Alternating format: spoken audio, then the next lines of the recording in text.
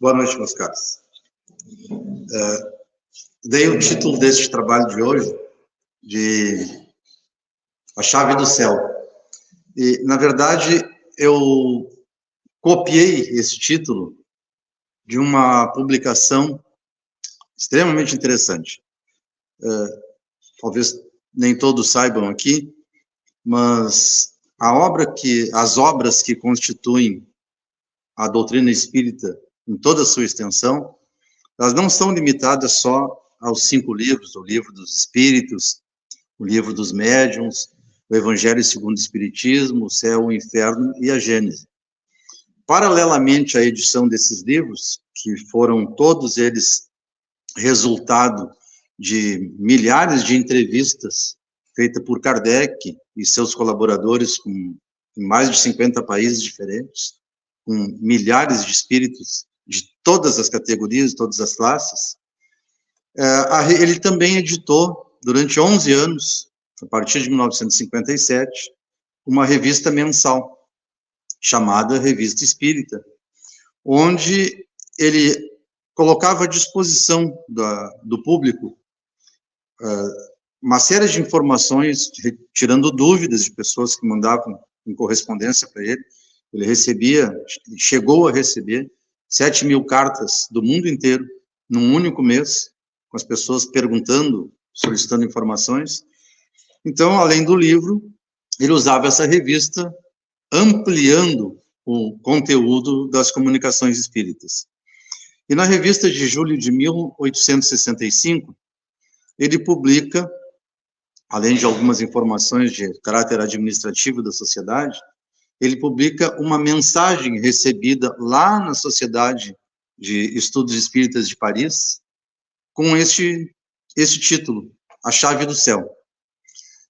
É uma comunicação extremamente interessante, e quando eu a li, eu estou fazendo uma leitura ordenada de toda a Revista Espírita, dos 11 volumes dela, né? São 7.000 páginas, para vocês terem uma ideia, e ali a gente encontra algumas coisas extremamente importantes. E esta mensagem, A Chave do Céu, me parece que ela é muito adequada, especialmente para o momento que nós estamos vivendo. Todos nós sabemos, né, porque as notícias foram enormes a respeito disso, que, consequência dessas chuvas extraordinárias que aconteceram a partir do mês de maio aqui no estado, né, passamos por um processo de verdadeira calamidade, com quase 80% do estado, da superfície do estado do Rio Grande do Sul, afetada pelas chuvas, e mais de 2,5 milhões de gaúchos afetados direta ou indiretamente, seja por suas casas, suas empresas, seu patrimônio, de modo geral, sendo afetado e, em vários casos, destruídos. E, de uma forma também surpreendente, pelo menos para mim foi surpreendente, houve uma onda de solidariedade. Eu nunca vi, em todos os meus anos de vida, eu nunca vi nada parecido com o que aconteceu aqui no nosso país, em função das necessidades de milhares de gaúchos, né? Até hoje, continuam ainda uma série de ações, tentativa de ajuda, tanto no campo material, quanto no campo espiritual, para essas pessoas que sofreram, né, algum abalo em função das enchentes. Aqui mesmo, no Centro Espírita Irmandade, nós tivemos reunidos uma quantidade espantosa de pessoas, algumas delas que sequer frequentadores aqui, mas simplesmente porque nos conheciam, acataram o convite desta solidariedade, então se fez alguma coisa a favor de quem necessitava. E este momento é importante tentar compreender o que significa esta caridade, tão falada por todas as correntes espirituais que existem e que existiram ao longo da nossa história, né? E qual é o impacto disso na vida de cada um deles? No conteúdo doutrinário espírita, no Livro dos Espíritos, Uma das partes mais interessantes, que é o Livro dos Espíritos, que é, digamos assim, a parte inicial, e o conteúdo filosófico mais importante da doutrina, que depois é ampliado nos restantes livros, né, de modo especial no Livro dos Médiuns, no Evangelho. Na terceira parte deste livro, o mundo espiritual ditou para Kardec e para os seus colaboradores uma série de leis chamadas por eles mesmos de leis morais. E vejam só, a doutrina espírita, ela nunca foi, não é e nunca será uma doutrina de imposição de valores, de comportamentos, de indicação de caminho para que quer que seja. Quem teve a oportunidade de assistir aquelas lâminas que rodavam aqui enquanto a gente aguardava o início do nosso trabalho, tem uma delas que diz claramente, a doutrina espírita, ela não procura adeptos. Ela está à disposição de quem tem algum interesse, e aí nós estamos dispostos a compartilhar com qualquer pessoa que queira essa doutrina que nos dá um rumo na vida. Né? E, sob esse aspecto, às vezes fica até essa dúvida, né? O que significam as leis morais? Né? Porque nós ouvimos falar o dia inteiro de leis que nos são impostas pelo governo, pela sociedade, pela família, às vezes, né? Normas de comportamento que quase sempre, quando descumprida, tem uma sanção, tem uma punição, tem algum castigo. O mundo espiritual nos diz que cada um de nós, como na essência nós somos um espírito, e agora nós que estamos aqui, cada um também espírito, apenas vivendo num corpo físico e desenvolvendo por isso mesmo, ao longo dessa trajetória num corpo, uma série de necessidades, de virtudes e às vezes de vícios, né? Mas que nós somos governados por um conjunto de leis morais que estão na nossa consciência, todas elas, mesmo que não tenhamos consciência efetiva disso em cada momento do dia. Mas quando a gente para pensar um pouquinho sobre esse aspecto filosófico e espiritual, nós vamos ver que, de fato, essas leis todas, nós as conhecemos e, às vezes, voluntariamente, não aceitamos o conteúdo dela e a importância das nossas vidas. Para que não nos percamos nisso, eu vou fazer são 10 leis que o mundo espiritual diz que nos regem a vida moral. A primeira delas, e esta ordem, ela também não é aleatória, ela é muito importante, a ordem dessas leis morais. Diz que a primeira delas é a lei de adoração, onde diz que cada pessoa, cada espírito, encarnado ou que aqueles que estão desencarnados, vivendo ao nosso redor, sabem que deve a própria vida e os percalços e as glórias dela ao Criador, independente do nome que se queira dar a ele, independente do rito, da religião, da filosofia, sei lá do que se siga, mas reconhecendo a existência de um Criador.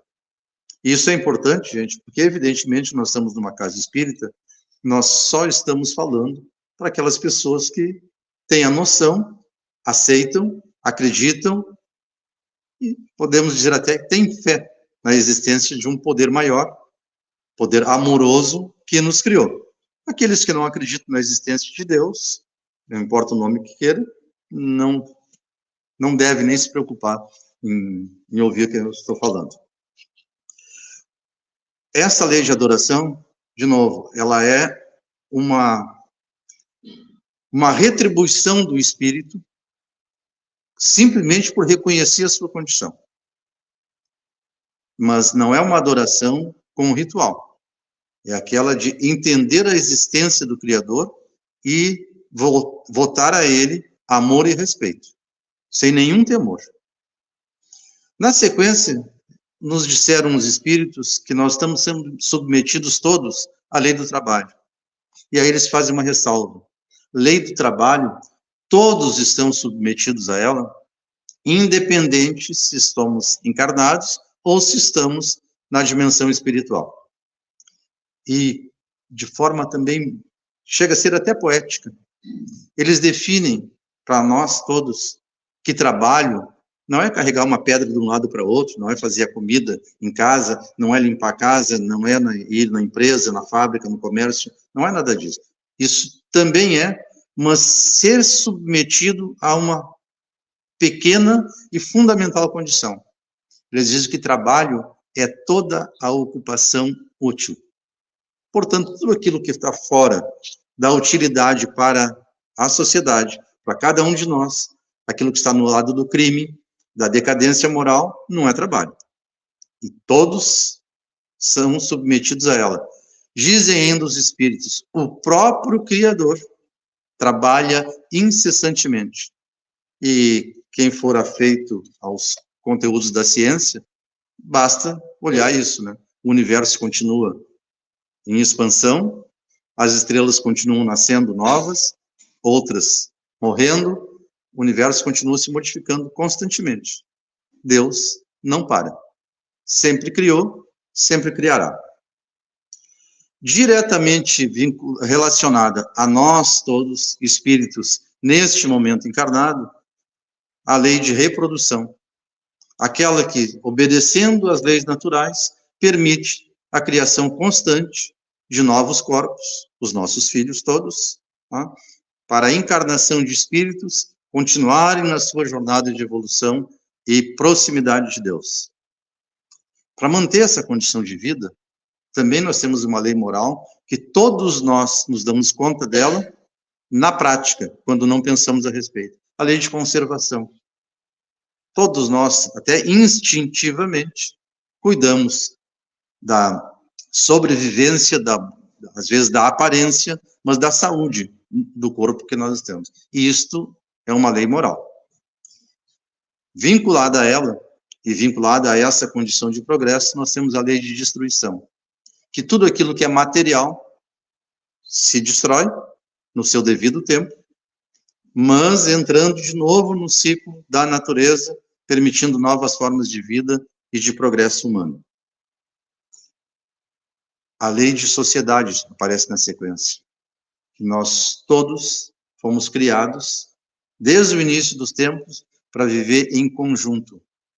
Nenhuma criatura deve viver isolada. E é fácil, né? É até instintivo para cada um de nós. Nós sempre procuramos a companhia daqueles que nos são afins.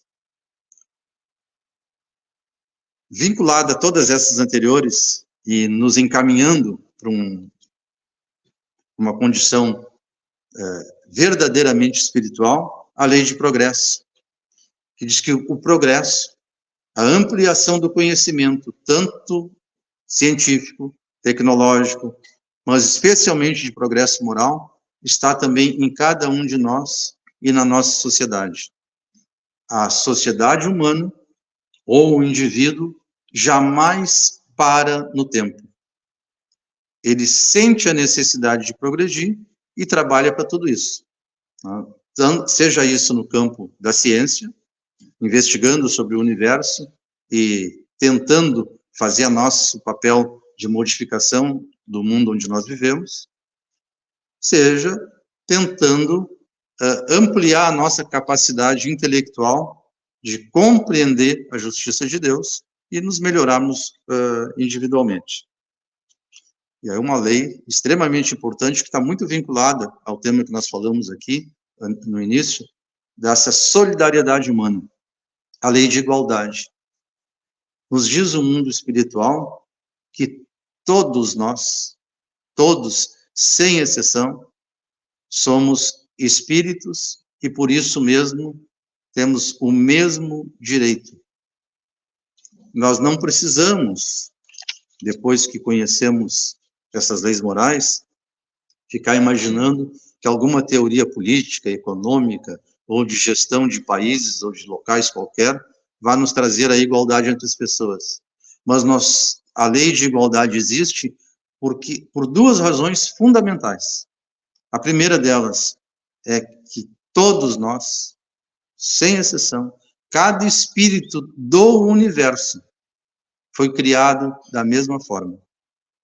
Simples, ou seja, sem malícia, e ignorante, sem saber nada. E em cada etapa de vida, tanto no mundo físico quanto na dimensão espiritual, nós vamos crescendo em conhecimento e em moralidade, em espiritualidade. Portanto, iguais na origem, e seremos também todos iguais lá no final dos tempos, se é que a gente pode usar essa expressão que por si só é estúpida, porque não haverá final dos tempos nunca, mas nós todos chegaremos na mesma condição de proximidade com o Criador, sendo espíritos perfeitos. Mas a outra lei que também tem uma importância fundamental. Para chegar nesta condição de espíritos perfeitos, nós estamos todos vinculados à chamada lei de liberdade. Ou seja, nem Deus nos impõe a caminhada. Nós somos livres para escolher como e quando avançaremos no campo moral. Nós somos livres. E a liberdade, cada um de nós como espírito, conquistou gradativamente um pedacinho em cada encarnação, quando trabalhou pelo seu próprio aperfeiçoamento. E a última, a 10ª das leis morais, ela se chama lei de justiça, de amor e de caridade. É a soma de todas elas. E aquele texto que eu li, lá na revista de 1865, ele vincula diretamente a caridade. A chave do céu. Todos nós sabemos também, conforme nós fomos aprendendo as lições que o mundo espiritual nos trouxe, que aquele céu que, ao longo dos tempos, as religiões e as filosofias nos disseram que seria um lugar de beatitude, né? Terminada a vida física, nós vamos ou para um inferno de sofrimento, aqueles que não cumpriram as leis, ou para um lugar de paz, sossego, né? Segundo a Bíblia dos judeus, onde correm rios de leite e mel, e onde nós não teríamos mais sofrimento, nem desgosto, nem trabalho. O mundo espiritual diz que isso é uma alegoria, foi uma ideia que nós todos, a humanidade, criou ao longo do tempo, porque não tinha noção verdadeira da espiritualidade. Então nós imaginávamos que, terminada esta vida, nós iríamos para um lugar de recompensas. E praticamente todas as igrejas e religiões dizem isso. Mas a espiritualidade vem nos dizer que não é nada assim, porque a lei do trabalho é para todos, encarnados e desencarnados. Então, não tem céu como lugar determinado, como lugar de descanso eterno, de ficar observando as nuvens e anjinho tocando harpa. O que existe, e depende de cada um de nós alcançar, é este estágio celestial, é quando nós nos modificamos ao longo de diversas existências e alcançamos um estágio de pureza espiritual, deixando de lado todos os vícios, deixando de lado todo o mal que nós ao longo do tempo fomos fazendo, ou aceitando que os outros fizessem. E o caminho fundamental para chegar neste estágio celestial, nos ensinam todos os espíritos que trabalharam na codificação espírita, mas especialmente nos ensinou Jesus há 2000 anos na sua andança pela Galileia. E o caminho fundamental para chegar nesse estágio de alegria, de felicidade relativa, porque sempre haverá uma felicidade maior nos esperando, o caminho fundamental para isso, ou a chave do céu, entendendo o céu como essa alegoria, é a prática da caridade. Parece A coisa mais simples do mundo, né? Puxa vida, agora eu sei, se eu for caridoso, então está garantido o meu futuro. Sim, mas caridade, nós temos várias formas de encarar tudo isso. Uma delas foi essa que eu comentei no início das minhas primeiras palavras, aquela onda de solidariedade que aconteceu aqui no Estado e que continua, ainda bem, se mantendo em boa parte, da solidariedade com aqueles que foram prejudicados material e espiritualmente com as enchentes. Né? Mas Jesus disse, lá há 2000 anos, que a caridade não era somente isso. Ele deu uma definição de caridade que ultrapassa essa condição de solidariedade material e vai muito além e é um desafio, sem dúvida um desafio que nós já conhecemos de alguma forma há 2000 anos e levaremos cada um de nós ainda um tempo variável para cada um para compreender a sua profundidade. Né? Nesta condição, o Kardec, quando recebeu as comunicações, ele chega a fazer uma pergunta para o mundo espiritual. Né? Ele diz assim, qual é então, quando recebida essa informação, né, diversas informações a respeito do futuro humano, ele pergunta, afinal de contas, então, qual é o sentido da palavra caridade, como a entendia Jesus? Porque Jesus disse, em várias ocasiões, naquele seu ministério, né, que a caridade era uma virtude que todos devíamos desenvolver. Né? Mas, afinal de contas, caridade, o que significa? Significa simplesmente, na ocasião de uma enchente, trazer uma roupa de casa, oferecer um dinheiro, trazer um alimento? Ou tem alguma coisa a mais envolvida nisso tudo que efetivamente nos dará esta chave para o céu? A resposta do mundo espiritual diz que Jesus definia a caridade não só nas suas palavras, mas nos seus atos, em 3 condições. Benevolência para com todos, indulgência para as imperfeições dos outros e perdão das ofensas. Difícil, né? Extremamente difícil de compreender este conceito e talvez mais difícil ainda, se não agora, já foi no passado, sem dúvida para todos nós, e quem sabe no futuro será mais fácil de vivenciar esse conceito. O complemento dessa resposta diz o seguinte, e aí me permito a leitura porque eu não quero me atrever a deturpar o conceito. O amor e a caridade são complemento da lei de justiça. Pois amar o próximo é fazer-lhe todo o bem que nos seja possível. E aí o grande segredo. E que desejaríamos nos fosse feito. Este é o sentido das palavras de Jesus. Amai-vos uns aos outros. A caridade, segundo Jesus, não se restringe à esmola. Abrange todas as relações em que nos achamos com os nossos semelhantes. Sejam eles nossos inferiores, nossos iguais ou superiores.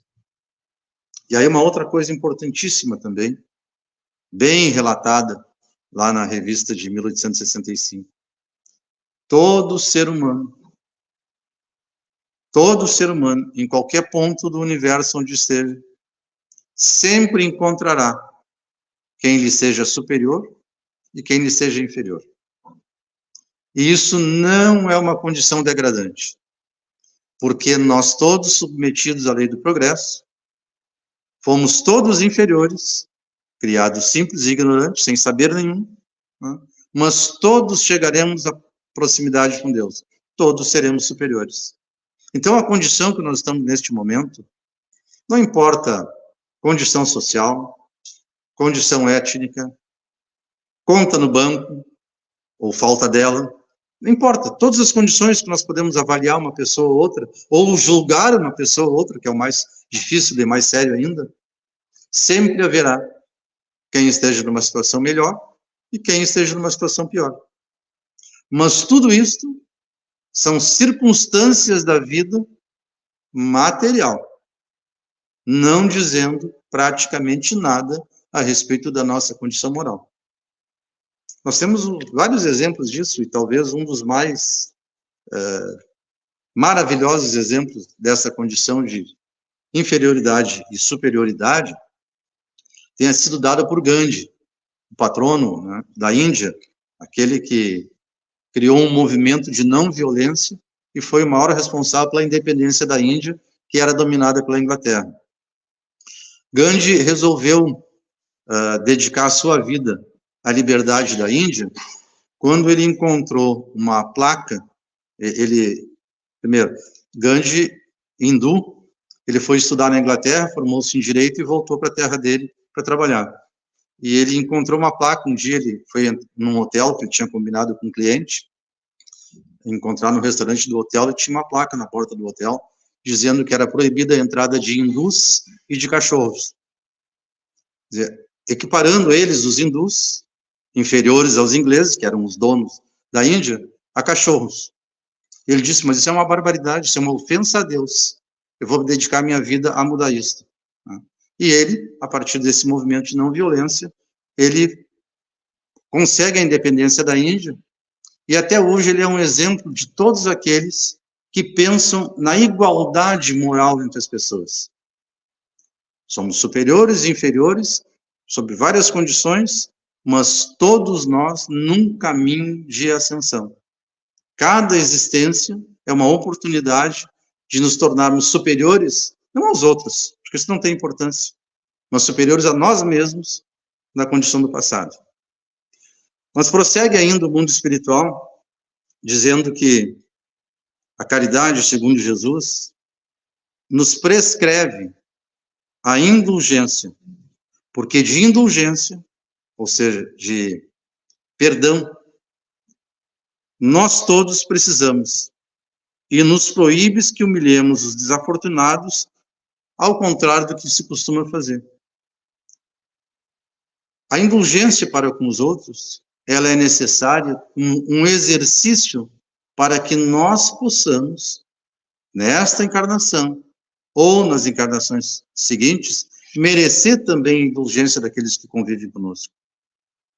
E o final dessa recomendação do Cristo, que esta passagem, a chave do céu, reforça com muita ênfase, é o perdão das ofensas.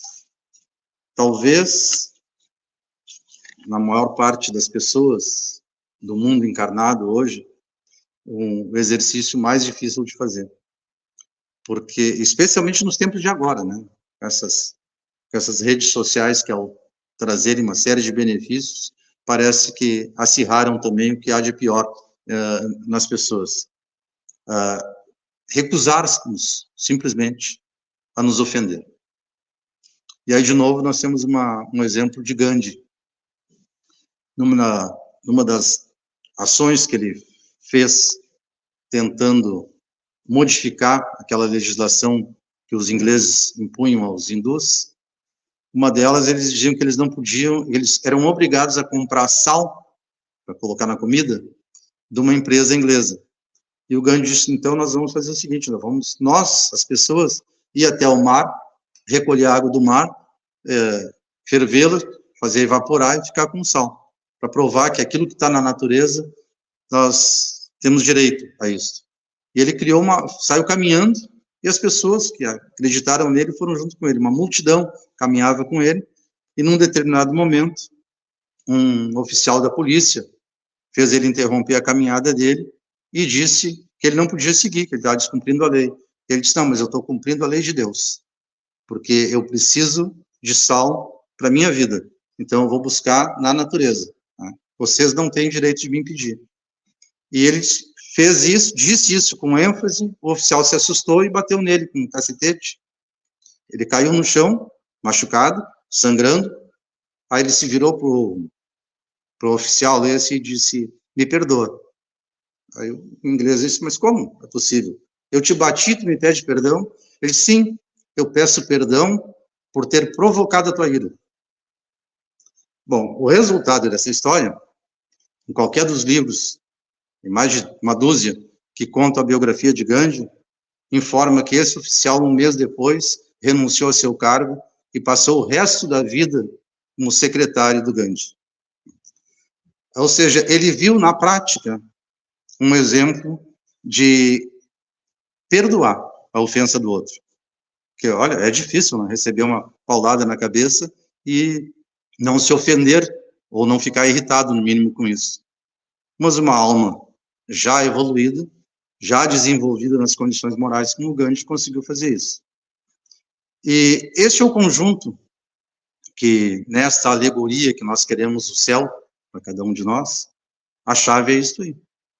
A prática desta lei de amor, de justiça e de caridade. Porque elas englobam todas as leis morais a que nós estamos submetidos.